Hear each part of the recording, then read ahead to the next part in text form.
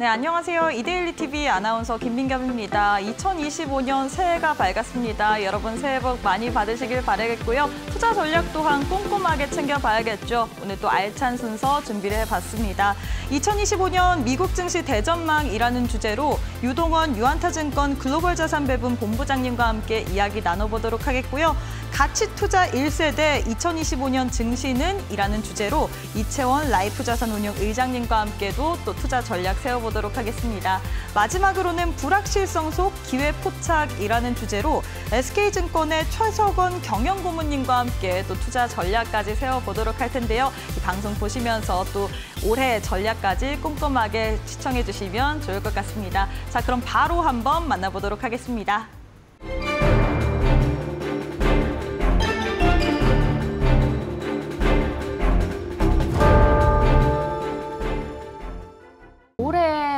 시장 테마라고 한다면 네. AI를 빼놓을 수가 없잖아요. 그런데 그렇죠. 과연 이 AI가 내년에도 갈 것이다라는 이야기가 많이 나오곤 있지만 네. 구체적으로 우리가 수치를 본다던가 그런 것은 살짝 미비했던 것 같아요. 그렇다면 그렇죠. AI가 내년에도 계속 갈지 이 부분 좀 설명 부탁드리겠습니다. 네, 우리가 지금 AI를 얘기할 때 과거의 사이클과 좀 비교를 많이 합니다. 네. 과거의 인터넷 사이클이라고 하는 것이 들어왔었을 때가 1990년대고요. 닷컴 버블이 붕괴가 됐던 게 2000년이고 또 그 이후에 인터넷 오브 띵스, IoT 시대가 시작됐던 게 2010년 정도. 네. 그리고 또 그게 마지막으로 뭐 화려한 장식을 했던 게 2021년, 2020년 이때까지 코로나 터지기 바로 뭐 직전이라든지 좀 그 후까지도 생각할 수가 있겠습니다. 자, 그 이후에 지금 나타나는 현상이 이제 AI 사이클인데요. 네. 지금까지 보면은 대충 한 2년 정도 되고 있다. 시작기라고 얘기를 하죠. 근데 이제 지금부터는 성장기에 접어든다라고 얘기할 수 있을 것 같습니다. 성장기요. 네, 그래서 과거의 인터넷 사이클을 한번 보시면은 1995년부터 2000년도까지 어느 정도 글로벌 인터넷 사용률이 올라갔었냐면 겨우 6%까지밖에 못 올라갔어요. 네, 그리고 나서 이제 IoT 시대를 보시면은 이제 20%부터 거의 70%까지 50%포인트 정도 올라가는 구간이 나옵니다.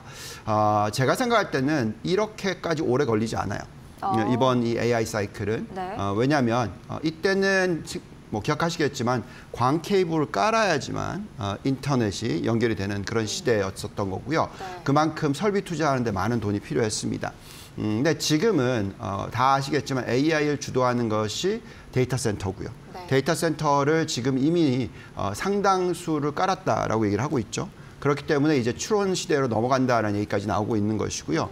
계속해서 이제 성장 속도가 과속화될 수 있다라고 생각이 듭니다. 그래서 이 전체 인터넷 사이클이 20년 이상 걸렸다면 이 AI 사이클이 완전히 자리 잡는 데 걸리는 시간은 7, 8년 정도 되지 않을까. 7, 8년 예, 거의 3분의 1 수준이 되지 않을까라고 생각을 하고 있고요.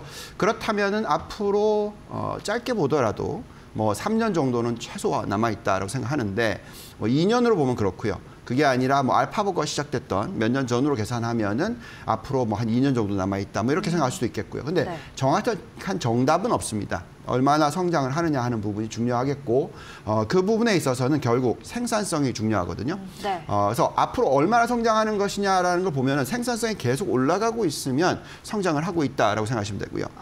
생산성이 급격하게 하락을 한다 이러면 이제 좀 골치 아파지는 거고요. 보시면 이 생산성 주기를 보시더라도 95년부터 거의 2000년 사이클일 때 계속해서 생산성이 높아지죠. 그리고 나서 급격하게 하락했다가 또 다시 올라가면서 높은 생산성을 보여주는 그런 시대가 또 나옵니다. 지금 현재 보시면은 빠르게 올라가고 있고요. 2%대 이상의 생산성 향상이 나타나고 있고 이게 이제 GDP와 연결이 되고 기업 실적과 연결이 되니까 그걸 지켜봐야 되겠죠. 네. 제가 처음으로 직장을 시작했던 베인앤컴퍼니라는 회사에서 나온 전망을 한번 보시면은요. 어느 정도 성장을 할 것이냐 하는 부분에 있어서는 제가 볼 때 이거 최소입니다. 더 클 수도 있는데 어쨌든 2027년 말까지 어느 정도 연간 복리 40에서 55% 성장 이렇게 돼서 2027년 말에는 정말 굉장히 큰 성장을 보았던 그런 시기가 되지 않을까라고 생각이 듭니다. 그래서 지금 현재 시점에서는 AI 사이클이 얼마나 남았나라고 질문을 하신다면 2027년 말까지는 계속 기대를 하시자. 예, 이렇게 말씀을 드릴 수 있을 것 같습니다. 그럼 3년 정도가 이제 추가적으로 더 남았다라고 예상을 해볼 수가 있을 것 같은데 이렇게 수치로 또 알려주시니까 저희가 또 믿음 있게 AI에 대해서 접근을 해볼 수가 있을 것 같습니다. 네. 사실 올해 AI 덕분에 시장이 정말 많이 올랐잖아요. 그렇다면 맞아요. 내년에도 올해만큼의 또 시장 상승률 AI에 기대어서 가볼 수 있을까요? 네, 자 이게 이제 중요한 타이밍인데요. 많은 분들께서 다 아시겠지만 지금 AI 사이클, 뭐 테크 기업들 대부분 지난 2년 동안 굉장히 많이 상승을 했어요. 네. 그래서 2년 동안 상승을 많이 했으니까 이제는 좀 눈을 돌려보자라는 얘기를 하시는 분들도 계세요. 즉, 뭐 산업재라든지 뭐 경기 민감한 쪽이라든지 그런 관련된 업종들을 들여다봐야 되는 게 아니냐는 질문들을 많이 하십니다. 네. 우리가 생각할 때 네, 필요는 할 것 같아요. 그렇지만 계속 말씀을 드리지만 이 AI 사이클이 금방 끝날 것 같아 보이지가 않고 이제 도입기에서 성장기로 접어들었고 이 성장기에 어떻게 보면 더 화려할 수가 있어요. 그래서 눈을 돌리는 것은 좋은데 완전히 버리고 돌리면 안 됩니다. 예, 그래서 계속해서 양쪽을 다 같이 봐야 된다라는 그런 관점에서 우리가 이제 시장을 들여다보면 우리가 2025년에 어느 정도의 시장이 상승할까 전체 큰 그림을 그려보고요. 그 안에서 이제 어떤 업종이 더 주도를 하고 어떤 업종들이 좀 따라올까 이렇게 이제 봐야 될 것 같습니다. 근데 가장 중요한 핵심 포인트 현재는 금리인 것 같아요. 금리요. 네, 금리가 지금 어떻게 되고 있죠? 다들 빠질 거라고 생각했는데 빠지지 않고 4% 밑으로 내려놨다가 다시 지금 올라가서 벌써 얼마나 올라가 있습니까? 4.6% 근처까지 올라가 있어요. 맞습니다. 그래서 많은 분들께서 이 금리가 계속 더 올라간다라고 생각을 하신다면 상당히 골치 아픕니다. 그냥 오르는 종목만 오르고요. 시장 자체는 그렇게 많이 못 오를 수가 있어요. 네. 우리가 10년 국채 금리를 가지고 적절한 가치를 S&P 500을 구해보면 이런 지표가 나오는데요. 보시면은 만약에 금리가 5%까지 치솟는다라고 계산을 하면 적절한 S&P 500은 5,500 미만입니다. 그러니까 지금 6,000을 방금 뚫었는데 그렇다면은 지금 지수 대비해서 뭐 5%에서 8% 정도 하락할 수 있는 것이 생기는 거죠. 네. 이게 전체 시장입니다. 그렇지만 만약 금리가 다시 하향 안정화돼서 한 4% 정도의 수렴을 한다고 계산한다면 거의 뭐 8,800포인트 정도. 그러니까 지금 지수 대비해서 15% 이상 상승할 수 있는 그런 여력이 나옵니다. 결국은 4%대로 떨어지고 더 밑으로 떨어진다고 가정을 하시면 모든 업종들이 다 올라요. 그렇겠네요. 예. 그게 아니고 5%의 금리가 만들어진다 그러면 오르는 업종만 오릅니다. 즉 성장을 보여주는 업종만 오르게 될 겁니다. 그래서 이런 부분을 좀 감안하셔야 되겠고 밑에 보시면 또 잔존가치 모델이라는 것을 가지고 2025년 연말을 예상을 해보면 만약에 금리가 진짜 3.5%까지 빠진다라고 하면 얼마까지 나옵니까? 7,700포인트가 나옵니다. 31%의 추가 상승 그렇죠. 여력이네요. 자, 이럴 때는 IT 업종만 갈 수 없어요. 예, 다른 많은 업종들이 다 같이 올라가 줘야 되고 실질적으로 그런 쪽에서 더 수익률이 많이 들어올 수 있습니다. 네, 우리가 생각할 때는 3.5%까지 갈까요? 그건 좀 어렵지 않을까요? 그래서 우리가 생각하는 것은 오히려 내년 연말까지 4.5%의 금리로 유지될 수도 있다. 4.5%요. 예, 지금 현재 금리에서 별 변화가 없을 수도 있다. 네. 이렇게 계산하면은 16.8%니까 또 다시 AI 관련주라든지 IT 업종 위주의 상승을 또 보일 수가 있습니다. 예, 그래서 이런 부분을 좀 잘 감안하시면서 생각하시고 미국 증시에 대한 전망은 그래도 내년 연말에는 7천은 보지 않을까요? 예. 7천까지 바라보고 계신다라고 말씀을 해주셨고요. 네. 이 가운데 또 국채 금리를 계속해서 지켜봐야겠습니다만 높은 수준을 유지하게 된다면 가던 종목만 또 잘 가게 된다라고 이야기를 해주셨습니다. 그렇다면 AI를 저희가 바라볼 수밖에 없는데 네. AI 좋다라는 이야기는 사실 계속 들어왔잖아요. 네.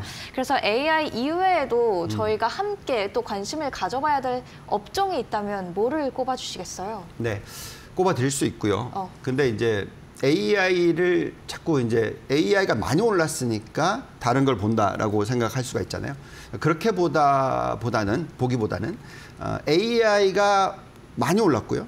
근데 이제 오르는 폭도 많이 오를 텐데 다른 업종이 그 비슷한 정도로 올라가는 거지 그것보다 훨씬 더 많이 올라간다 이렇게 생각하고 있지는 않아요. 네. 예, 그래서 AI라는 것이 앞으로 3년 동안에 엄청나게 성장을 하는 가운데서 어떤 업종에 영향을 미치느냐를 보는 게 굉장히 중요해집니다.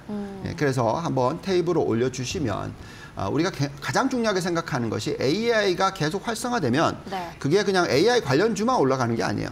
다른 연관된 업종들도 영향을 받겠죠. 네. 예, 그래서 우선 가장 중요하게 생각하는 게 소프트웨어고요.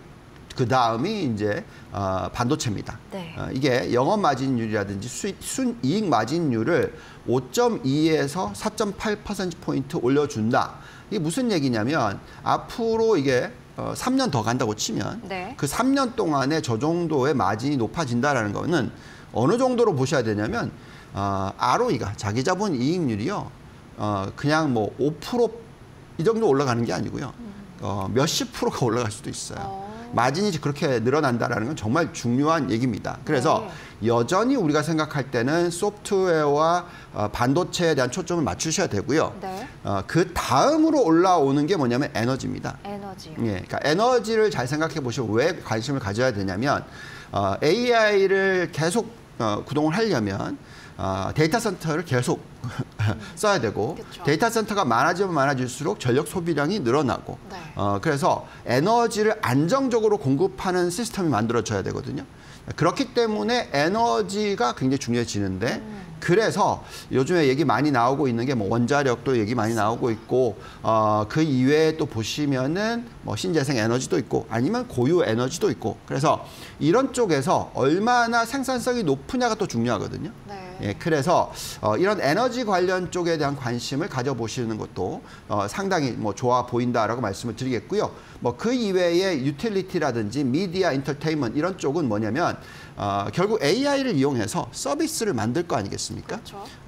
뭐 예를 들어서 인터테인먼트라든지 그러니까 영화를 만든다든지 뭐 작가들이 AI를 쓴다든지 이런 식으로 하면서 굉장히 효율이 좋아지기 때문에 이런 쪽에 대한 관심을 가지실 필요가 있겠고 계속해서 보시면 또 광고 쪽도 보시면 AI를 이용해서 광고의 효율을 높이는 것이 굉장히 높아질 것 같다. 맞습니다. 그래서 이런 쪽, 그러니까 미디어, 인터테인먼트, 유틸리티, 에너지 이런 쪽에 대한 관심을 좀 가져보시면서 근데 중요한 것은 또다시 말씀을 드리겠습니다만 종목 선별입니다. 그러니까 모든 종목을 다 사시는 게 아니고요.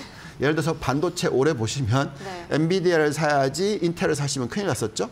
똑같은 개념입니다. 또 한국 주식을 보시면은 SK 하이닉스가 훨씬 더 맞습니다. 삼성전자보다 수익률이 좋았죠. 이런 식으로 결국은 그 업종들 안에서도 가장 대장주, 가장 성장을 많이 하는 종목들, 가장 매출을 많이 일으키는 종목 위주로서 투자를 하시는 전략이 중요하다라고 말씀드릴 수 있을 것 같습니다. 그런 의미에서 에너지 관련해서 한 가지 질문 드리고 싶은데요. 네. 에너지 말씀해 주실 때 원자력, 신재생 에너지 그리고 고유의 그 석유화학 에너지를 언급을 해주셨잖아요. 네. 근데 이 신재생 에너지 관련해서 사실 바이든은 우호적이지만 트럼프는 또 그렇지 않다라는 입장이 많았고 하지만 데이터 센터를 계속해서 하면 친환경적으로 해야 되기 때문에 네. 신재생 에너지를 안 가져갈 수 없다라는 이야기도 있더라고요. 이 부분에 대해서는 어떤 입장이신가요? 항상 비즈니스를 생각하셔야 돼요.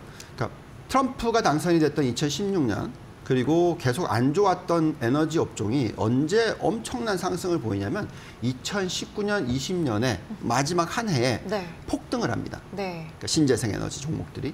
근데 트럼프는 엔타이, 뭐 신재생 에너지 이렇게 생각하시잖아요. 반 맞아요. 신재생 에너지 생각하시지만 그분의 시각은 굉장히 빨리 바뀝니다. 이게 이미 이제 효율이 생겼다고 생각한다면 바뀐단 말이죠. 네. 예, 그래서 중요한 포인트는 그 흔히 말하는 이 보조금이 줄어들었을 때 당연히 마이너스 영향을 받겠죠. 네. 기업 이익이 안 좋아질 수 있는 부분. 근데 그것을 다 올라서서 시장 점유율을 높여가는 기업이 있다면 이건 규모의 경제를 만들어내거든요. 네. 그래서 보조금이 줄어든다 하더라도 마진이 확대가 될 수 있어요. 그러니까 그런 기업을 찾아내시면 됩니다. 그래서 중요한 것은 신재생 에너지가 필요 없느냐? 아니죠. 필요하죠. 네. 앞으로 전력이 많이 필요하기 때문에 화석 연료 에너지도 필요하지만 이쪽이 굉장히 많은 부분을 커버를 해줄 거란 말이죠. 그래서 이쪽에서 종목을 골라내는 게 또 중요하다. 뭐 예를 들면 미국에 있는 가장 대표적인 신재생 에너지 중에서 시장 점유율이 높은 데가 어디냐? 이걸 찾아보시면 되고요. 네. 또 다른 나라에서도 그런 종목들을 찾아보시면 돼요. 유럽 쪽에는 뭐가 있느냐, 뭐 한국에는 뭐가 있느냐, 뭐 아시아 지역에는 뭐가 있냐 이런 식으로. 근데 실질적으로 마진이 들었던 건 맞아요 지금까지. 네. 그래서 퍼포먼스가 안 좋아졌고, 근데 앞으로는 종목만 잘 골라 놓으시면은 괜찮은 수익을 올릴 수 있을 것 같다라고 생각이 듭니다. 신재생 에너지라고 해서 또 배척할 필요는 없다라는 말씀을 해주셨습니다. 종목 선별이 중요할 것 같고요. 그럼 이제 연말 얼마 남지 않았고요. 새해를 앞두고 있는데 새해하면 이제 트럼프 대통령 당선인이 당선인 타이틀을 빼고 이제 대통령으로 다시 돌아오게 되는데 이때 증시는 더 가파른 곡선을 혹시 그리게 될까요? 제가 생각할 때는 취임 바로 하고 나서는 원래 보통 시장이 안 좋아요. 취임식이 있고 나서 한 3개월 정도 네. 시장이 좀 변동성이 있을 수가 있습니다. 지금 AI 사이클이라고 하더라도 과거 인터넷 사이클이 들어왔었을 때 보시면 매년 1년마다 10%의 조정이 들어와요. 그리고 다시 금방 회복을 합니다. 그래서 이제 그런 조정이 취임식 지나고 나서 들어올 수도 있어요. 네. 그렇지만 그 조정이 어떻게 보면 굉장히 좋은 기회가 될 수 있다고 생각하고요. 매수의 기회요. 예, 그렇죠. 조정이 매수를 할 수 있는 기회가 될 수 있다라는 거고, 그러면 어떤 식으로 상승할까를 좀 예측을 해보면 보통 S&P 500이 2년 연속으로 20% 이상 상승을 하면 네.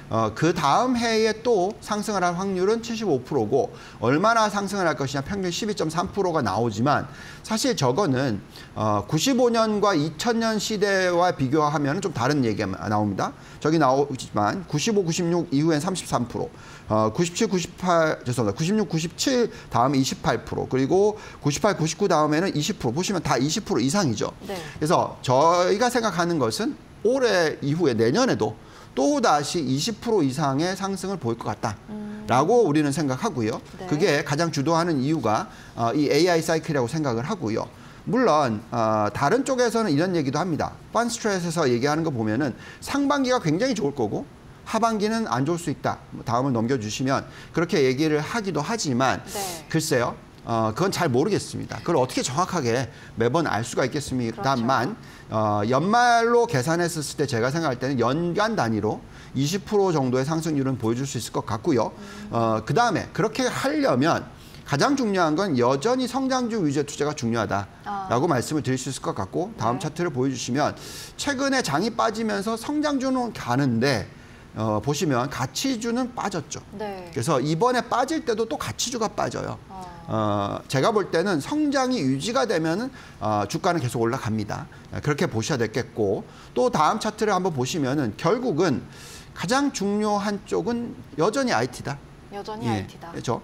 그래서 앞으로 S&P 500이 내년 연말까지 20% 정도 오를 텐데 여전히 IT 업종과 AI 관련주들이 주도를 한다.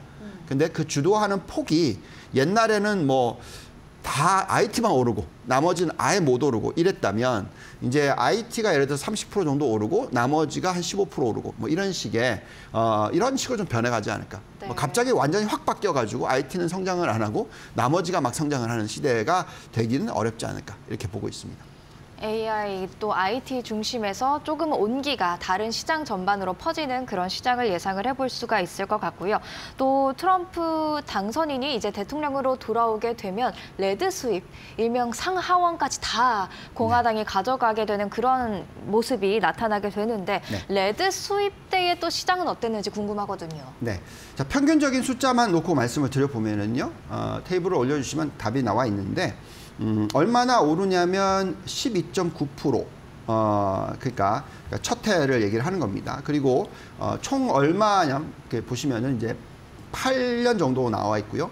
얼마나 확률로서 오르냐 75%의 확률이고요. 그때의 실제 GDP 성장률 2.7%가 평균으로 나오고 있습니다. 네. 그래서 근데 이제 지금 잘 생각해 보시면 이 공화당이 모든 것을 다 하고 여기서 이제 트럼프 같은 사람이 들어오고 여기에 또 일론 머스크가 같이 되면 제가 볼 때는 저 정도로 끝날 것 같아 보이지 않아요. 그래서 그만큼 정책적으로 굉장히 초점이 AI 쪽이라든지 뭐 여러 가지 트럼프가 생각하는 내용들이 있겠지 않겠습니까? 네. 이렇게 되고 또 생산성을 높이는데 엄청나게 초점이 많이 맞춰질 겁니다. 보시면 여러 가지 정책들을 다 보시면 그렇게 이해가 갈 수밖에 없어요. 그렇기 때문에 우리가 지금 봐야 되는 것은 당연히 시장이 좋아질 거라고 생각하면서 생산성이 높아지는 업종이 어디냐. 이게 가장 중요한 것 같고요. 이렇게 레드 수입이 일어난 상황에서 또 거기에 관련된 정책을 다 펼 수 있는 환경이다. 라는 것은 더 중요하겠죠. 네. 그래서 극대화 현상이 일어날 거다. 그러니까 생산성 극대화 현상이 앞으로 이 4년 동안에 일어날 수 있을 것 같다라는 생각이 들면서 여기가 또 가장 중요하다는 말씀을 드릴 수밖에 없을 것 같네요.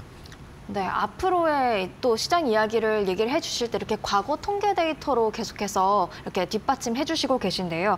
그런 만큼 좀 역사는 반복된다라는 느낌을 저희가 많이 받기도 합니다. 그런 측면에서 트럼프 1기를 이미 저희가 겪어왔잖아요. 그렇죠. 그런 측면에서 2기는 좀 다른 점들이 혹시 있을까요? 네, 저는 좀 많이 달라질 거라고 생각을 해요. 네.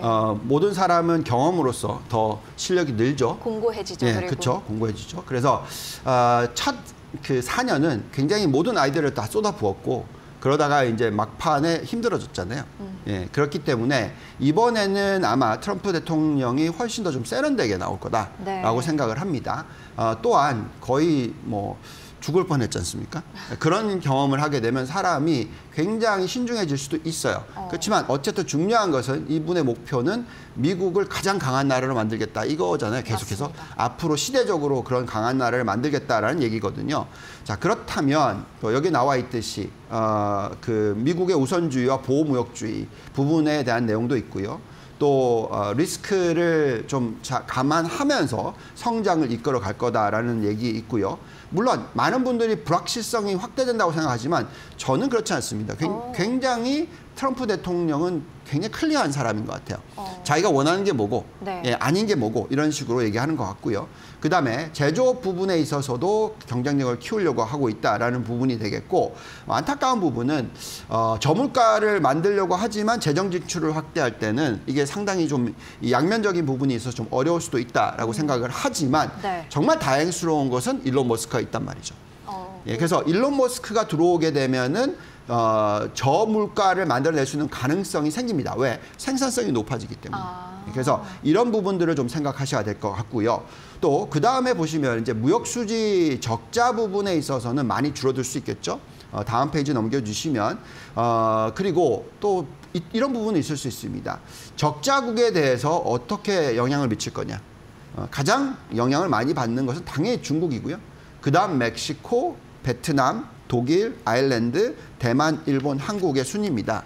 근데 그러면 일본과 한국이 얼마나 악영향을 받을 거냐 하는 부분은 네. 얼마나 미국과의 관계가 돈독하느냐 하는 부분이고요. 제가 볼 때는 중국은 지금은 쓸 카드가 아닙니다. 많은 분들이 중국이 부양책이 많이 들어올 거기 때문에 정말 퍼포먼스가 안 좋았었기 때문에 좋아질 수 있다는 기대를 가지시는 것 같은데 그거 쉽지 않을 것 같다라는 생각이 들고요. 네. 그래서 계속해서 이 관세율의 변화가 일어나면서 어떤 영향을 미칠 수가 있기 때문에 이제 이런 부분을 생각하셔야 되겠고, 근데 가장 중요한 포인트는 또다시 또 얘기하게 되지만 다음으로 넘겨주시면 결국 미국이 가장 경쟁력이 있는 현재의 성장 산업은 당연히 AI다. 네. 예, 이것을 놔두고 미국이 패권을 계속 유지할 수는 없습니다. 그래서 여기에 어떻게 보면 가속화를 할 거고요. 따라서 관련돼 있는 종목, 기업, 업종 이 부분들이 정말 중요해지고 또 계속해서 어느 쪽이 성장을 많이 할지를 좀 들여다보셔야 될 것 같아요. 그래서 이번에는 훨씬 더 좀 세련되게 집중적으로 승리할 수 있는 기업이나 업종에 어떤 초점이 많이 맞춰지지 않을까 이렇게 생각이 듭니다. 네, 말씀해 주시는 거 들어보니까 갈수록 또 큰 테마 안에서도 종목 선택이 굉장히 중요하다라는 생각이 듭니다. 그런 의미에서 올해 마지막 출연이시잖아요. 매주 네. 나와주시고 계신데 마지막인 만큼 내년에 포트폴리오 전략을 저희가 어떻게 가져가야 함께 웃을 수 있을지 좀 공유 부탁드립니다. 네. 자, 뭐 올해하고 크게 변하는 거 별로 없습니다만 그래도 계속 포인트를 잡아드려야죠. 금리가 쉽게 안 빠질 것 같습니다. 네. 그래서 너무 채권에 대한 투자에 초점을 맞추시는 건 좀 어렵다. 그래서 여전히 우리는 채권에 대한 비중을 연간 수익률 한 4%, 5%에 만족하시는 정도로 네. 투자를 하시고요. 네. 정말 돈이 많으신 분들의 입장에서는 그 정도도 충분하다고 생각하시면 채권 투자하시면 괜찮을 것 같고요. 그렇지만 연간 10% 이상의 수익을 올리시려고 하는 분들은 주식 투자를 하시라는 말씀을 드리겠고 네. 또 포트폴리오를 좀 빠르게 보시면은 여전히 미국입니다. 미국과 일본에 대한 초점을 맞추셔야 된다라고 계속 말씀을 드리고 있고 이건 지금 변하지가 않았어요. 네. 앞으로 몇 년간 유지해야 된다는 거고요. 또 그 다음으로 넘겨주시면 똑같은 얘기를 계속하게 됩니다만 하드웨어, 소프트웨어가 가장 중요하다.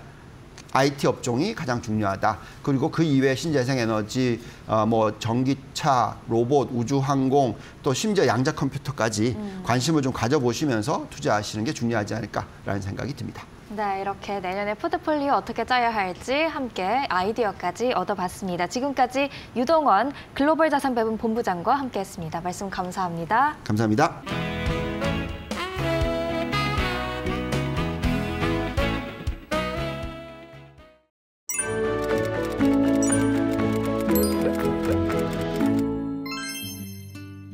안녕하세요. 오늘은 경제를 이해하는 데 중요한 지표 중 하나인 구매관리자 지수, 즉 PMI에 대해 간단히 설명드리겠습니다. PMI는 퍼처싱 매니저즈 인덱스의 약자로 구매관리자 지수를 뜻합니다. 이 지수는 제조업과 서비스업에서 활동을 측정하여 경제의 현재 상태와 미래 전망을 파악하는 데 사용됩니다.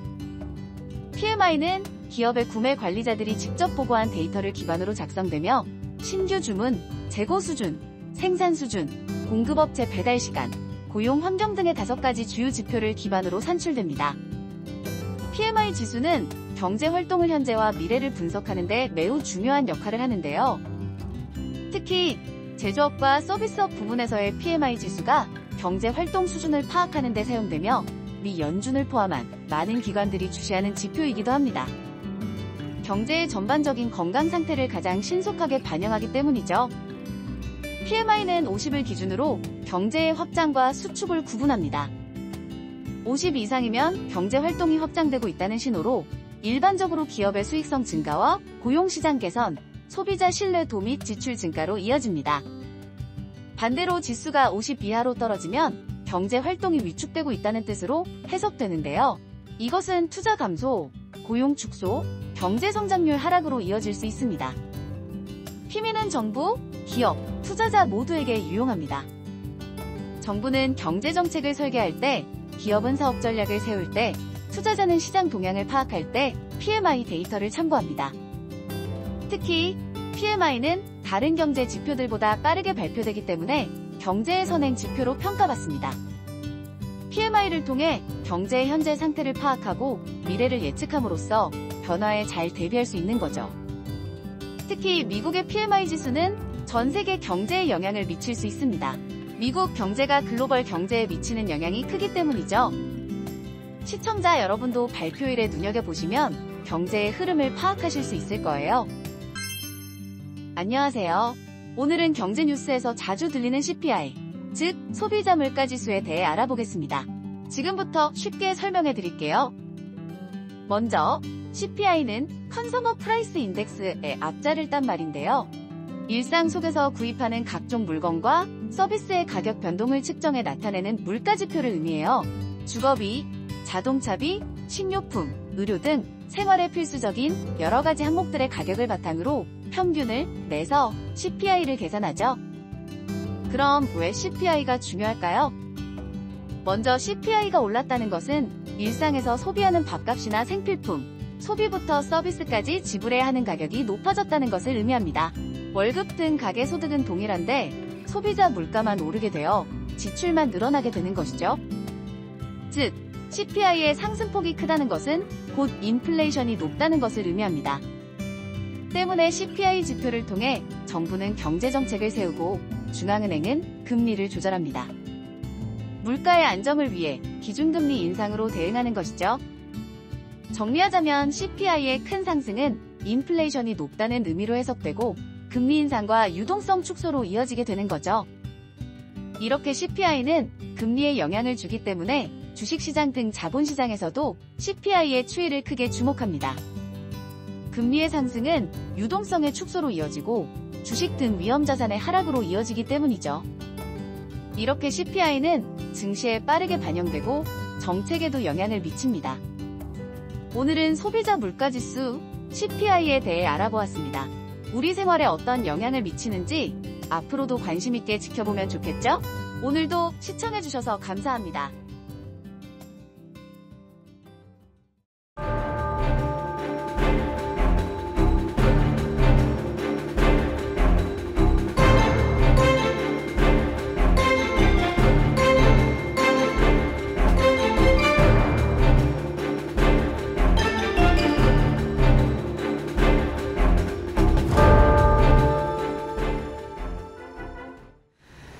네, 올해 증시도 얼마 남지 않았습니다. 특히나 올해는 우여곡절이 좀 상당히 많은 해였는데 이제는 차분히 돌아보면서 내년도 2025년도 전망을 하면서 또 증시 전략이 필요한 그런 시점이 아닐까 싶습니다. 그래서 오늘은요, 최석원 SK증권 경영고문을 모셨습니다. 함께 말씀 나눠보도록 하겠습니다. 어서 오시죠, 고문님. 예, 안녕하십니까. 네. 지금 뭐 정치적인 불확실성이 좀 더 장기화될 가능성이 있지 않나 이런 생각을 하게 되는데 내년에는 더욱더 대내외적인 환경이 어려울 것이다라는 전망이 나와서 우려스럽습니다. 연말에 어떻게 보십니까? 네, 일단 제일 중요한 게 지금 정치적인 리스크가 국내 증시에는 굉장히 중요한 이슈인 것 같아요. 일단 대외적으로 보더라도 트럼프 대통령 당선 이후에 우리나라와 같은 이제 교역 중심 국가들이 타격을 받을 수 있다. 그리고 환율도 어찌 보면 좀 우리한테 불리하게 작동할 수 있다. 이런 얘기들이 있는데 그런 부분들이 한편이 있을 거고 우리나라 국내적으로 보더라도 사실상 굉장히 이 정치적인 일정들이 어떻게 진행될지 불확실성이 크잖아요. 그래서 이제 이런 부분들이 결국은 투자 심리뿐 아니라 경제 주체들의 전반적인 심리를 악화시키면 경기 둔화 속도가 우리가 지금 생각하고 있는 것보다 좀 더 이제 빨라지고 그래서 지금 이제 당장은 여러 가지 정책들에 의해서 시장이 좀 안정화되는 모습을 보이고 있지만 그 근간이 되고 있는 펀더멘털이 좀 흔들릴 수 있다. 그런 측면에서 내년도의 불확실성이 상당히 큰 상황이라고 봐야 되겠죠. 네. 일단 내년 그 스타트하는 시점도 쉽지는 않겠다 이런 생각이 듭니다. 근데 사실상 많은 그 투자자분들이 환율 걱정도 하세요. 예, 강달러 현상. 이게 어떻게 보면 국내 증시 하락에 좀 기름을 붓는 그런 역할을 했는데 어떻게 보십니까? 이 환율 급등 불안감이 좀 여전한 상황에서 경기 둔화 우려까지 겹친 상황이라서요. 네. 일단은 환율은 그 미국이 본격적으로 금리 인하가 진행이 되면서 이제 글로벌 경기가 미국의 금리 인하에 의한 유동성 효과 뭐 이런 부분들이 같이 반영되는 이제 이런 과정이 나타날 때까지는 좀 강세가 이어질 것 같아요.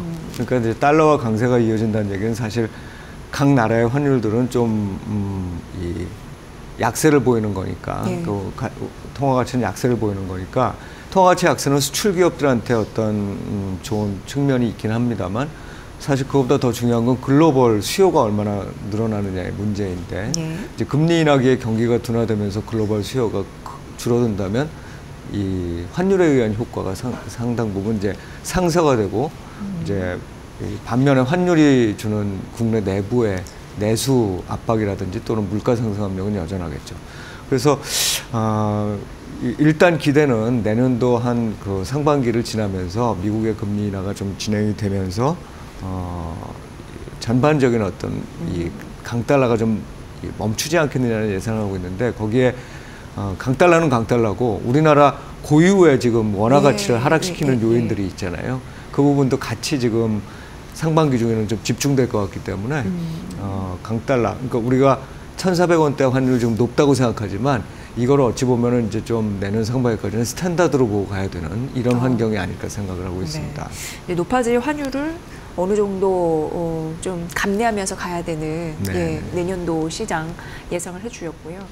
어떻게 보면 이제 내년 상반기까지 원화 가치 안정적인 하락을 좀 기대하기는 어렵지 않나 이런 결론이 현재 나오고 있는 것 같습니다.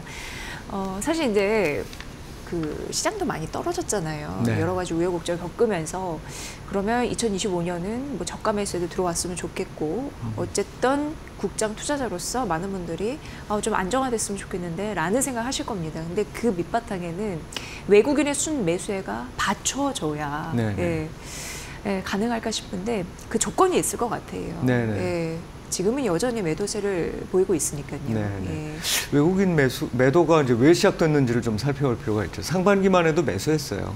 그때도 이제 주로 삼성전자를 비롯한 반도체 업종 쪽에 집중이 되긴 했었습니다만 그래도 매수세를 유지하다가 하반기 들어서 이게 꺾였거든요. 거기에 제일 대표적인 이유가 결국은 삼성전자일 테고 이제 그 밖에 상반기 때만 해도 우리가 밸류업 프로그램에 대한 기대감들이 상당히 살아났었잖아요. 근데 이거를 하반기 돼서 막상 좀 열어보니 빠르게 진행되고 있는 것들이 별로 없고 게다가 상법 개정이라는 그 부분이 같이 이렇게 작동을 하면서 도대체 친기업적이라는 것과 시장 가치가 높아지는 것이 이 어떤 거냐, 어떤 의미를 갖느냐는 데 대한 어떤 공방만 계속 이어지는 상황이었어요. 그러니까 조건을 생각을 해보면 일단 반도체 업황이 좋아지면서 전반적인 경기가 좀 좋아져야 되고 우리가 밸류업 프로그램으로 총칭이 되는 이런 기업들의 어떤 주주 환원과 기업 지배 구조 개선과 관련된 이 변화가 좀 빠르게 진행돼야 되겠죠. 네. 사실 빠르게 진행될 거로 좀 보기가 어렵잖아요. 예, 그래서 그렇죠. 예. 이 부분과 관련된 외국인들의 어떤 부담은 계속될 거다. 단지 우리 시장에서 가장 그래도 장점이 있다면 이게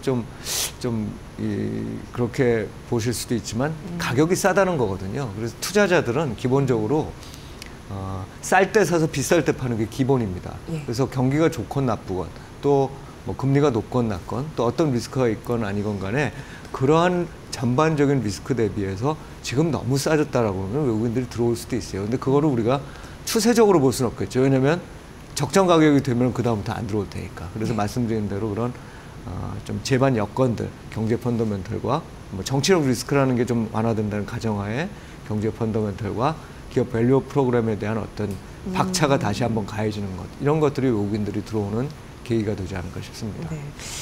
고모님께서 중요한 또 포인트를 건드려 주셨는데, 예. 사실 올해 들어서도 그렇고 국내 증시 그 맨날 얘기하는 코리아 디스카운트 해소를 위한 노력들이 지속이 됐습니다. 근데 어찌됐건 이게 이제 이어질 수 있는 것에 대해서는 물음표이긴 한데 그 정치적인 색깔 구분 없이 그 의도는 있을 것 같아요. 앞으로도 한국 증시를 살려야 된다라는 건 기본적으로 갖고 갈 것 같습니다. 그렇다면 밸류업 관련주 전략이 좀 궁금해지거든요. 예, 어떻게 가져가는 게 현명할지. 예. 저도 상당히 기대를 하고 예, 있고요. 예. 지금은 이제 정치적인 어찌 보면 리더십 공백기가 진행이 되면서 조금 더 늦어질 수도 있다는 데 대한 부담이 있는 거고, 말씀하신 대로 어떤 정치 세력이 이 집권하게 되든 간에 기본적으로 밸류업에 대한 기본 방향성은 같을 거라고 봅니다. 근데 그럴 때 가장 좋은 건 결국 뭐냐면 지금 이제 많이 밸류업 프로그램을 내부적으로 내재화시켜서 얘기하고 있는 데들이 있거든요. 대표적인 데들이 금융입니다. 금융지주고 이제 그런 것 때문에 기대 때문에 올랐다가 떨어진 부분이 있기 때문에 여기서는 기회가 발생할 수 있을 것 같아요. 그리고 지주회사들도 마찬가지예요. 지주회사는 사실 구조적으로 대주주가 직접 경영에 참여하는 대신 주주로서의 권리를 배당이나 또는 기업 가치의 상승으로 받자는 이제 이 취지로 만들어진 회사들이잖아요. 네. 이제 그런 부분들이 좀 재평가받을 수 있는 그런 상황이 되지 않을까 싶습니다. 네. 그리고 이 본질적으로 좀 들어가 보면 사실 밸류 프로그램의 수혜라는 건 밸류 프로그램을 잘 이수하는 모든 기업들한테 다 해당이 되는 거예요. 그러니까 이게 업종별로 무슨 차이가 있는 게 아니고 업종별로 저 PBR 주냐, 뭐 고 PBR 주냐 이런 건 나타나지만 저 PBR 주 중에서도 그게 밸류업 때문에 그런 건지 산업의 기본적인 성격 때문에 그런 건지는 또 다르다는 거죠. 그렇기 때문에 기본적으로 밸류업 프로그램이 진행이 되면 밸류업 프로그램을 얼마나 내가 적극적으로 잘 따라가면서 기업 가치를 증진시키고 주주 환원을 열심히 하겠다라는 표명을 하느냐, 이런 기업들을 계속 모니터링해서 투자하는 것이 바람직하다고 봅니다. 네. 전국이 혼란스러워도 사실 이제 기업 쪽에서는 밸류업, 그 주주 환원, 그 주주 가치 제고 이런 부분에 대해서 공시를 한 바 있고 앞으로 하겠다라고 했기 때문에 그런 부분은 지켜질 겁니다. 그래서 이렇게 좀 많이 가격적인 매력이 생겼을 때 담아가는 그런 전략도 유효하다라는 거고요. 그게 이제 금융과 지주사 쪽 바라봐 주셨으니까 밸류업 관련 전략은 그렇게 참고하시면 될 것 같습니다. 고모님 또 내년에 잘 보면 좋을 성장 동력이 붙을 만한 그런 업종과 종목이 있다면 어떤 섹터를 좀 말씀해 주고 싶으십니까? 사실 경기는 전반적으로 둔화되고 있지만 제가 여전히 좋게 보고 있는 건 AI와 관련된 그 산업들이에요. 그래서 이제는 인프라를 구축하는 쪽에 관심이 집중됐다면 그거를 이렇게 받아들여서 실제로 사용하는, 그리고 이제 궁극적으로는 그게 B2B가 됐건 B2C가 됐건 어떤 형태의 비즈니스 모델화되는 과정으로 나아갈 겁니다. 그 과정에서 굉장히 많은 시행착오들도 있겠지만 대규모의 투자도 당연히 따라갈 수밖에 없다. 이제 그렇게 되면 그 중에서는 또 갈려지겠죠. 누구는 성공하고 누구는 실패하겠지만, 근데 분명한 거는 초기에는 그 전반적인 어떤 그 AI와 관련된 비즈니스를 진행하는 쪽에서 기회들이 계속 발생할 거라고 생각을 하고, 인프라 측면에서는 올해도 많이 이제 움직였지만 전력 관련된 것들. 예. 전력은 뭐 지금 점점 이 전력 소모가 많아지는, 심지어는 우리가 이제 앞으로 도시를 만드는 데 있어서도 예전과는 다르게 정말로 전력이 많이 소모되는 이런 형태가 되기 때문에 전력 관련된 쪽도 좋게 생각을 하고 있고, 이제 한 가지 마지막으로 트럼프 대통령이 당선되면서 사실 우리나라에서는 조선주하고 방위산업 업체가 좀 계속 각광을 받을 가능성이 있다. 이거는 내년도에 트럼프 행정부가 들어서면서 정책이 본격화될수록 다시 한번 부각될 가능성이 있다는 점에서 좀 계속 주목을 해야 된다고 생각합니다. 네, 내년도 뭐 AI 산업 가속화는 뭐 많은 사람들이 이견을 제시를 하지 못하실 거예요. 그런 흐름으로 가니까. 그리고 그에 파생된 전력 관련주 엄청나게 쓰겠죠. 더불어서 조선, 방산 섹터 이런 부분도 눈여겨보셔라 라는 조언을 해주셨습니다. 이런 비교가 가능할지 모르겠지만 그 가격적인 거 말씀해 주셔서 그런데 우리 증시는 뭐 어쨌든 많이 싸졌고 가격적인 매력이 있는 거고, 뉴욕 증시는 뭐 계속 잘 간단 말이죠. 그러니까 어떻게 보면 뉴욕 증시 같은 경우에는 가격적인 부담은 생겼습니다. 게다가 트럼프 당선인 이제 1월에 취임을 하겠지만 어쨌든 정치적 불확실성도 가져가고 연준의 기조도 많이 변화하면서 여러 가지 그쪽에서도 신경 쓸 불확실성은 있는 거잖아요. 변동성. 그런 부분으로 봤을 때 내년 강세장을 이어갈 것이다라고 많이들 얘기를 하는데 그에 대해서 고모님의 의견은 어떤지 궁금했습니다. 예. 미국하고 우리나라 다 내년도 시장이 그렇게 나쁠 것 같지는 않아요. 그러니까 많은 분들이 굉장히 내년에 큰 리스크가 발생할 수도 있다 생각을 하시지만 또 한편에서는 강세장을 주장들을 하잖아요. 근데 그 강세장 주장들이 일리가 있는 게 기본적으로 미국 경제가 너무 좋습니다. 그래서 미국 경제가 좋은 데다가 유동성까지 어찌 보면 점점 그 주식시장이 좋은 흐름으로 갈 가능성이 높다. 그런데 그런 글로벌 그 유동성들이 미국으로 흘러가는 현상도 지속될 것 같다. 그래서 미국은 이렇게 표현할 수 있겠어요. 비싸지만 그래도 오른다. 우리나라는 싸서 오른다 정도. 그러니까 사실은 그렇게 미국처럼 어떤 호재들이 많이 있거나 아니면 경기 측면에 있어서의 어떤 부담이 작거나 아니면 외국인 투자자를 비롯한 심지어는 국내 투자자들의 해외 이탈도 문제가 되고 있기 때문에 그나마 이제 싼 가격이기 때문에 트레이딩 관점에서의 매수 세력들이 들어올 수 있다. 그래서 전체적으로 내년도에 미국이 우리나라보다 여전히 상승률이 좀 높은, 기대 수익률이 높은 그런 시장이라고 생각하고 있습니다. 네.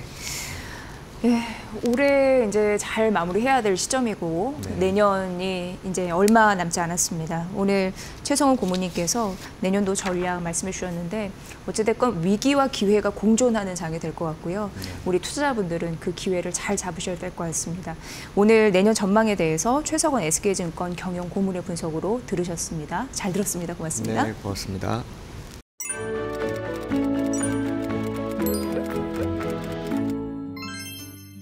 안녕하세요. 오늘은 경제 뉴스에서 자주 등장하는 국채와 국채금리에 대해 알려드릴게요. 그리고 그 중에서도 특히 중요한 미국 국채금리에 대해 알아보겠습니다. 복잡해 보이지만 쉽게 이해할 수 있도록 설명드릴게요.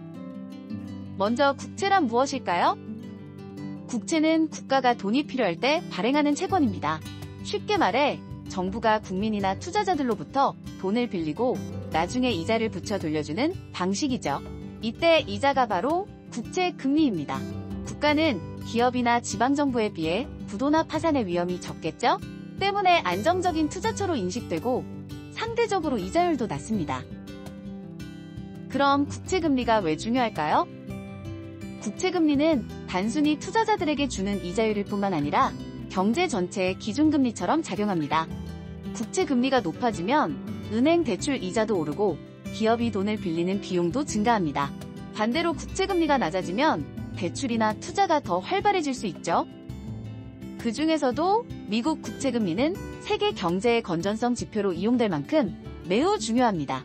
미국 달러는 세계에서 가장 많이 쓰이는 화폐이고 미국 국채는 글로벌 투자자들이 가장 신뢰하는 자산 중 하나이기 때문입니다. 미국 10년물 국채 금리가 상승하면 시중의 대출 금리도 상승하는 등 우리의 삶과 밀접한 연관이 있습니다. 추가로 미국 10년물 국채 금리에서 미국 2년물 국채 금리를 뺀 값을 장단기 금리차라고 하는데요. 일반적으로 장기채의 국채 금리는 단기채 국채 금리에 비해서 높아야 해요. 일반적으로 시간이 흐를수록 경제 규모가 커지기 때문이죠. 하지만 경기가 불안정해서 미래가 불확실하다면 장기채 금리는 하락하고 단기채 금리가 높아지는 현상이 발생합니다. 이것을 장단기 금리 역전이라고 말하는데요. 역사적으로 단기채의 금리가 장기채보다 높아지는 현상이 발생하면 대부분이 경기 침체로 이어졌습니다. 때문에 이것을 통해 경기 침체를 예측하기도 합니다. 세계 경제의 방향을 알려주는 나침반 역할을 하는 거죠. 오늘 내용이 국제금리를 이해하는 데 도움이 되었길 바랍니다. 앞으로도 경제에 관한 더 유익한 정보를 전해드릴게요. 감사합니다.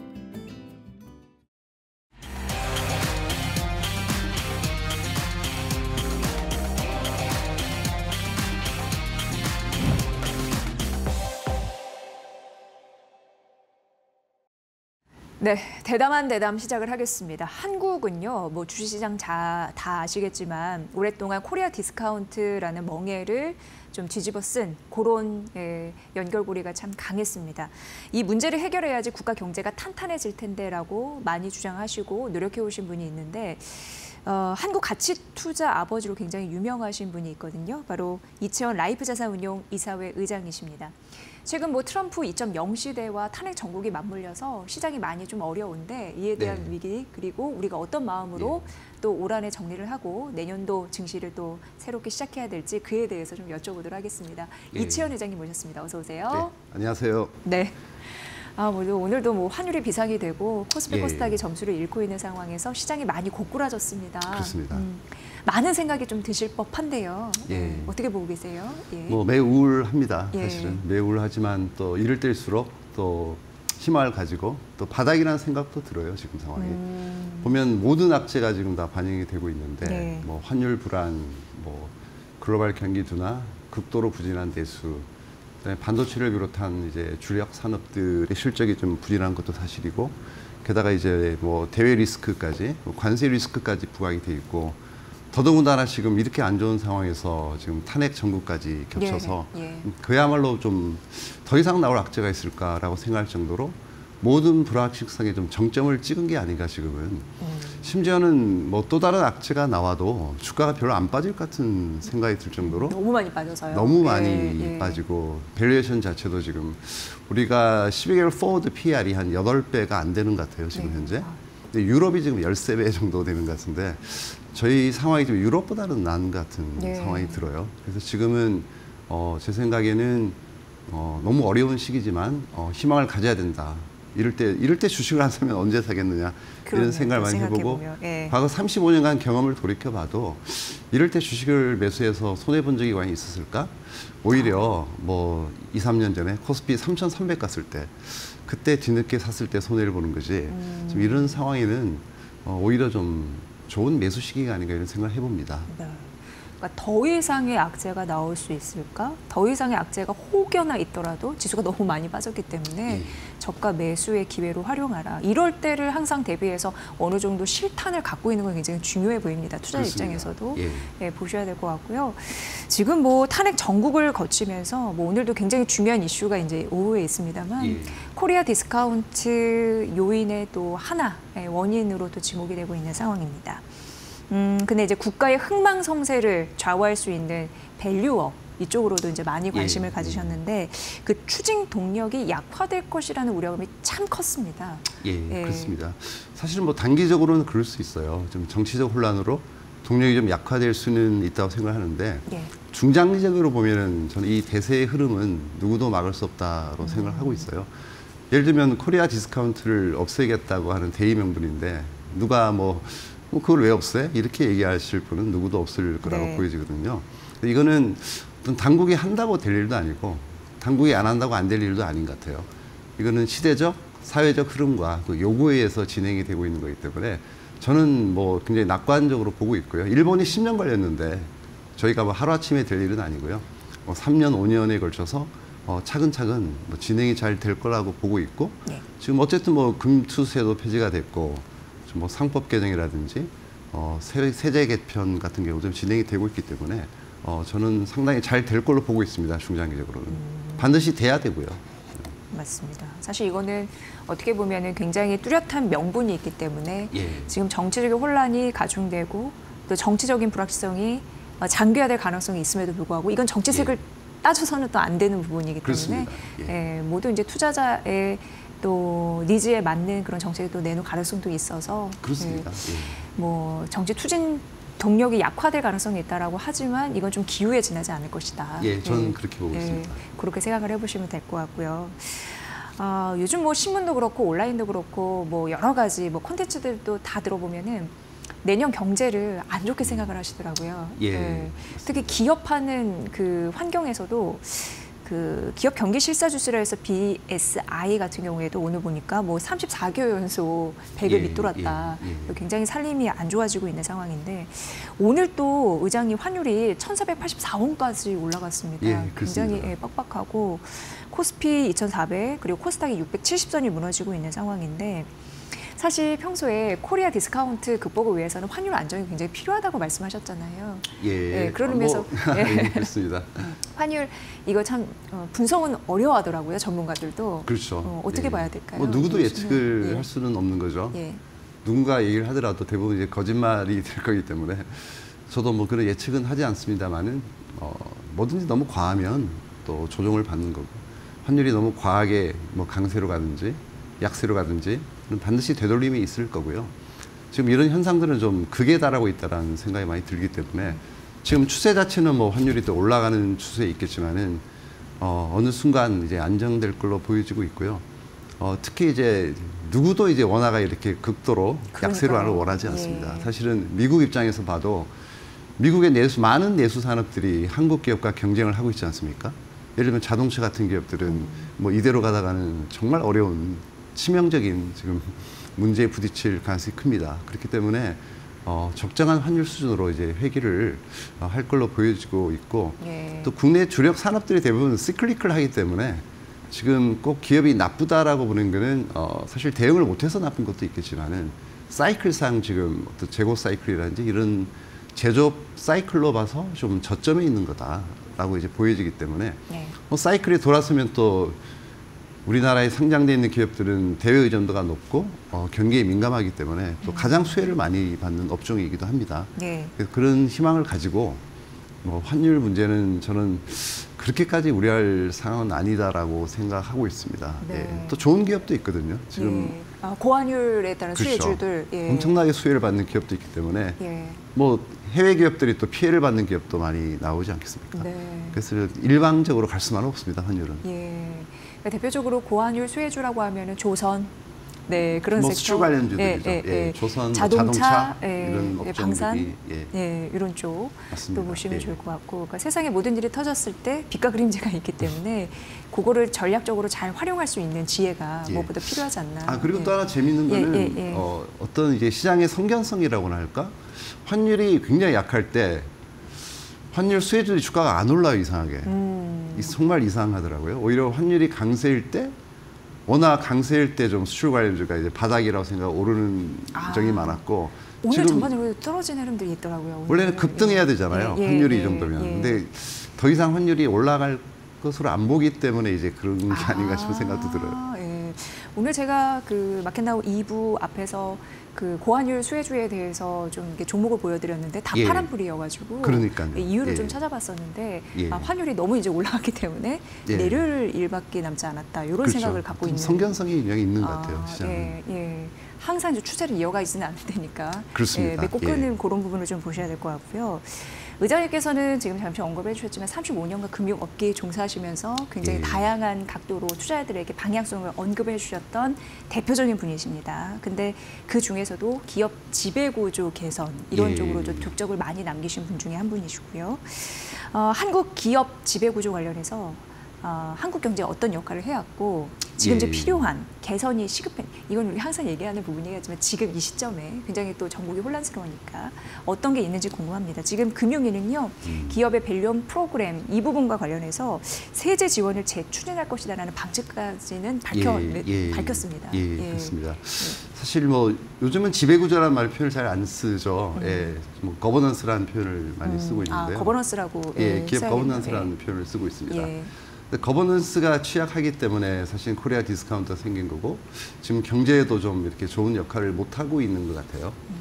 그래서 선진화된 거버넌스를 확립을 하고 어떤 지속 가능한 성장 모델을 구축을 하고 그 이후에 이제 뭐 재무 전략을 세우고 또 뭐 돈을 많이 벌고 나서 그 이후에 이제 주주 환원을 하는 게 이제 정석인데 그 기본이 돼 있지가 않으니까 많은 문제가 이제 발생을 하는 거고요. 그래서 이제 많은 분들이 이제 상법 개정을 해야 된다라고 이제 말씀을 하시는 거고, 저도 그 입장에 이제 전적으로 동의를 하는 입장입니다.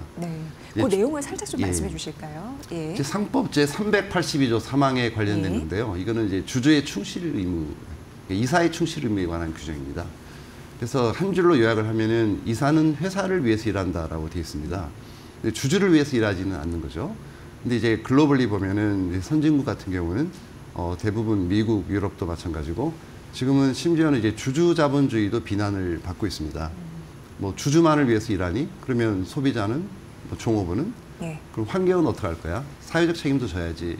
좀 이해관계자 자본주의를 가고 있는데 우리는 아직까지도 이제 주주 자본주의까지도 못 가고 있으니까 상당히 좀 후진적인 이제 거버넌스인 거죠. 그래서 상법을 개정해서 이사는 당연히 회사를 위해서 일하고 모든 주주를 위해서 일한다라고만 이제 개정을 하면은 어떤 이제 불이익이 생기지 않고 보통 30-40%의 지배주주가 60-70%의 일반 주주의 이익을 간혹 합병, 분할, 터널링 등을 통해 가지고 편취하는 현상이 가끔 벌어집니다. 이런 현상 때문에 이제 한국 주식에 장기 투자가 안 되겠다. 내 주식이 과연 안전한가 이런 생각이 많이 들기 때문에 근본적인 문제 거기에 있다고 보시는군요. 그렇습니다. 투자자 보호 장치가 미흡한 거죠. 한국 주식이 안전하지 않습니다. 언제 무슨 일을 당할지 모르기 때문에 이런 이제 상법 개정이 아주 시급한 문제라고 생각이 들고 방금 세법 개정도 이제 말씀하셨지만은 그러나 이제 반드시 세법 개정도 동시에 이제 시행을 해야 된다고 저는 생각하고요.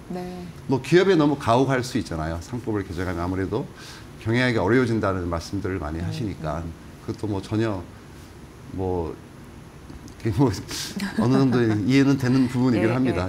완전히 동의하지는 않습니다. 저는 이해하는 부분은 있기 때문에 어떤 이건 채찍에 해당되는 부분이기 때문에 밸류업을 성공하기 위해서는 채찍과 당근이 병행이 돼야 된다. 그래서 이제 채찍을 휘두르면서도 어떤 세제 개편을 해서 당근을 제시해 줘야 된다 생각하고요.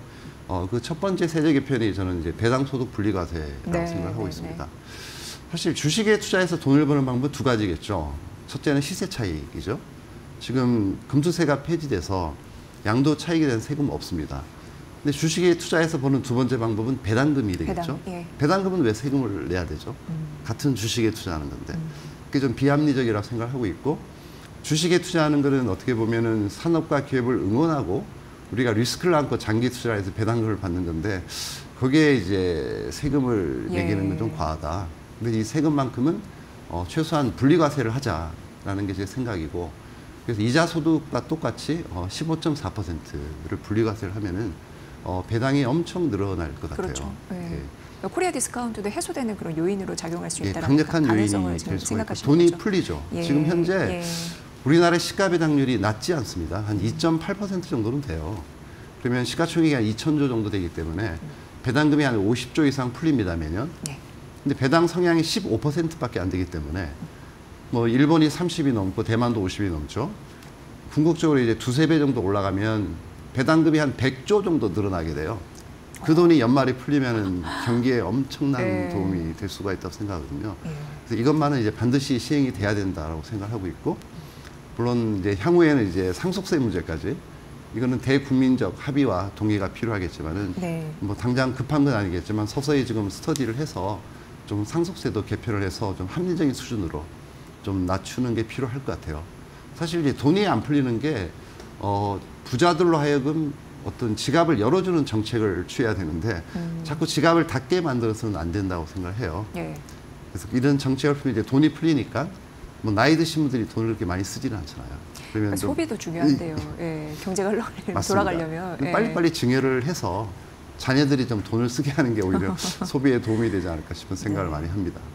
그 의장님 말씀하신 대목 중에 시장의 유동성 공급이 100조? 이 정도만 들어와도 좀 숨통이 좀 많이 튈 것 같아요. 어마어마한 거죠. 예. 예, 그러면 자연스럽게 주주환원 정책도 되고 지배구조론 말 안 하세요. 처음에 이제 거버넌스라는 예, 용어를 예. 써야 된다고 말씀하셨는데 거기에도 좀 이익을 담당하지 않을까라는 생각을 해보면서 물론입니다. 예. 예. 기업들이 그 앞서서 말씀해주면 기업 환경 굉장히 어려워가지고요. 뭐 수출 안 되고 이래서 뭐 상법 예. 개정 굉장히 반대를 하고 있는데 그 이견은 예. 좁혀질 가능성을 일정 부분은 보시나요? 예. 일단은 이제 왜 반대하는지는 잘 모르겠다는 예. 생각이 들고요. 예. 왜냐하면 예를 들면 M&A를 할 때 기업이 어떤 판단을 하잖아요. 근데 그 판단할 때 잘 되려고 하는 거잖아요. 돈을 벌려고 잘 되려고 M&A를 했는데 실패했다. 그거를 우리가 어떻게 죄를 묻겠습니까? 그는 네. 경영 판단의 원칙이기 때문에 그는 아무 문제가 되지 않습니다. 그래서 뭐 상법이 개정된다고 해서 전혀 문제될 게 없는 거거든요. 예를 들면 도둑질을 하지 말자는 법을 만들겠다는 건데 그거를 반대하는 건 도둑질을 하겠다는 건가? 이상한 생각도 들고 모순이라고 생각하시는군요. 네, 너무 이상한 것 같아요. 명분이 부족해서 저는 상법 개정은 문제없이 통과될 걸로 보고 있어요. 네. 네. 그 의장님께서는 그 이채원 의장님 딱 이렇게 치면은 굉장히 많은 수식어가 따라 붙는데 예, 그중에 이제 하나가 가치 투자 1세대 이런 부분도 있습니다. 한국의 워렌 버핏이라고 지금 피디님이 또 말씀해 주시기도 했는데 현재 시장에서 가치 투자 전략이 여전히 유효한 건지 지금 말씀해 주셨지만 대부분의 그 주식들이 떨어졌잖아요. 예. 그런 의미에서 우리가 지금 이 시점에서는 어떤 전략으로 임하면 좋을지 투자 아이디어가 좀 필요해 보입니다. 저희가 정말 원하는 상황입니다. 예, 그렇죠. 근데 가치 투자는 이제 언제나 유행한 전략이고요. 네. 왜냐하면 무가치한 주식에 누구도 투자하지는 않아요. 네 주식만 가치 주고 나는 그럼 무가치 투자냐 이렇게 말씀을 하실 거기 때문에 누구나 다 가치가 있다고 생각해서 투자를 하는 건데 가치라고 하는 거는 이제 세 가지 요소에 의해서 형성이 됩니다. 자산 가치, 수익 가치, 성장 가치. 그래서 네. 가치의 3대 요소거든요. 근데 기업의 내재 가치는 쉽게 변하지는 않지만은 환경은 쉽게 변하니까 예. 환경이 변하면서 때로는 성장을 추구할 때도 있고 때로는 이제 자산을 추구할 때도 있고 때로는 이제 수익을 추구할 때도 있습니다. 지금 상황은 과거 10년을 돌이켜 보면은 이제 저금리 디프레이션 시대였잖아요.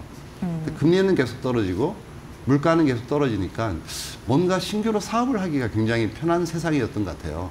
새로운 기술을 가지고 시장에 진입하기가 편하죠.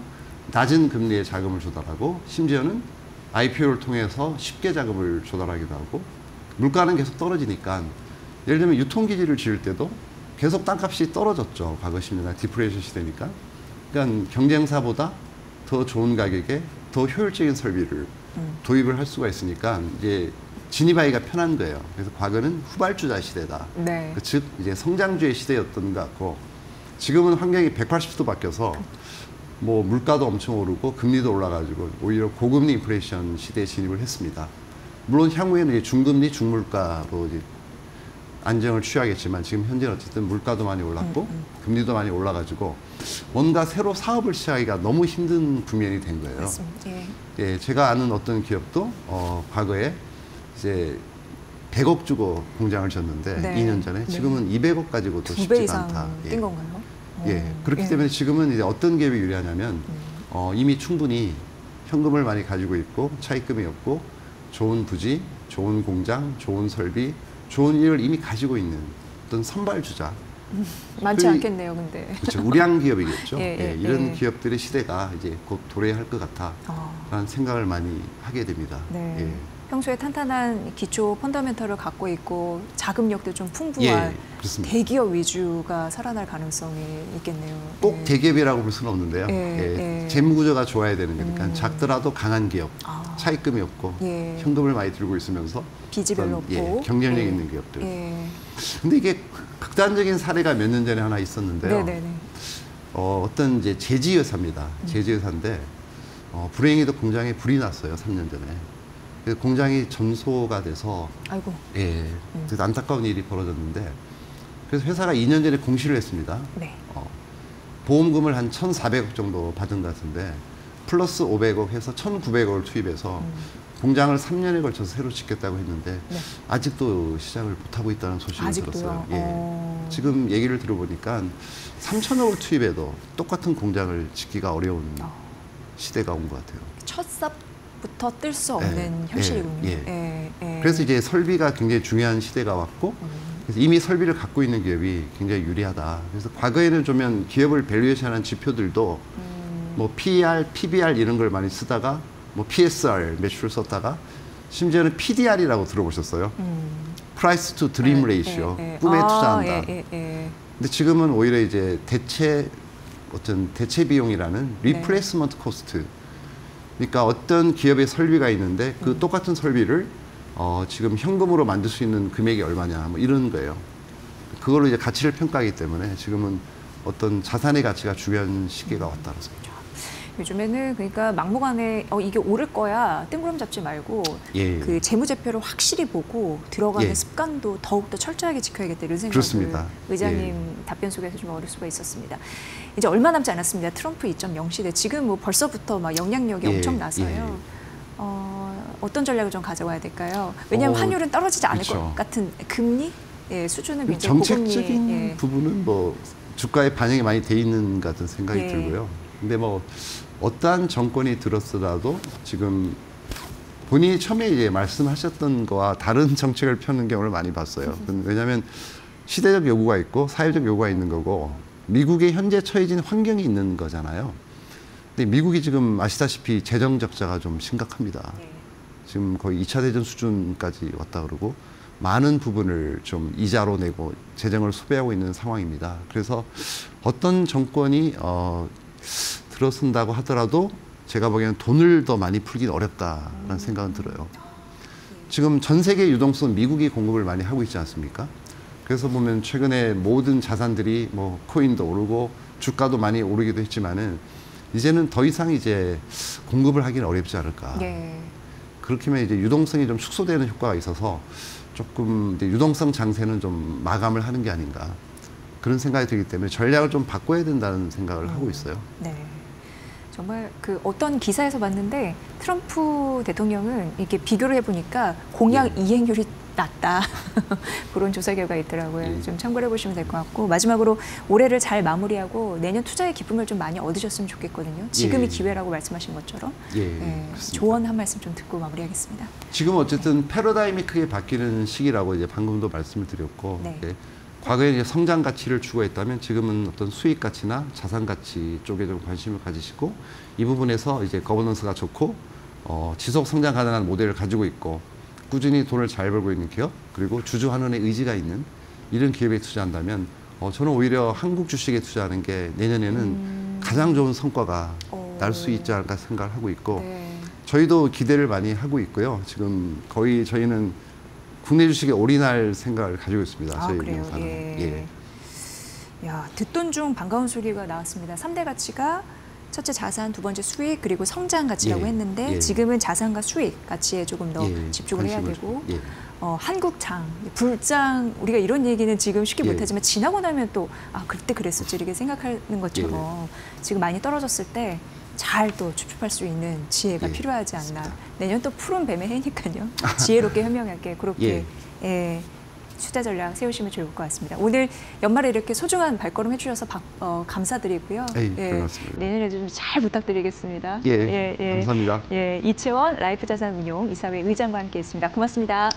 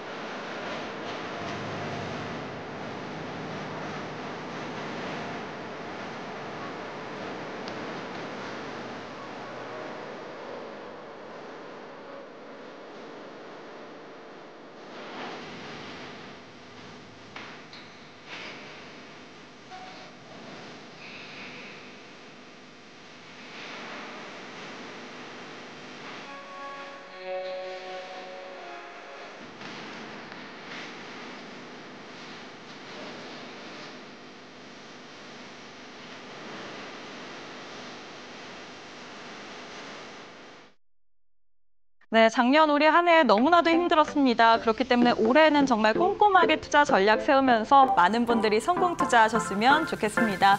본 방송에서 제공되는 정보는 투자 판단에 대한 조언일 뿐 해당 종목의 가치 또는 상승 하락을 보장하진 않습니다. 이 점 꼭 참고해 주시면 좋을 것 같습니다. 저희는 다음 이 시간에 다시 찾아뵙도록 하겠습니다. 시청해 주신 여러분 고맙습니다.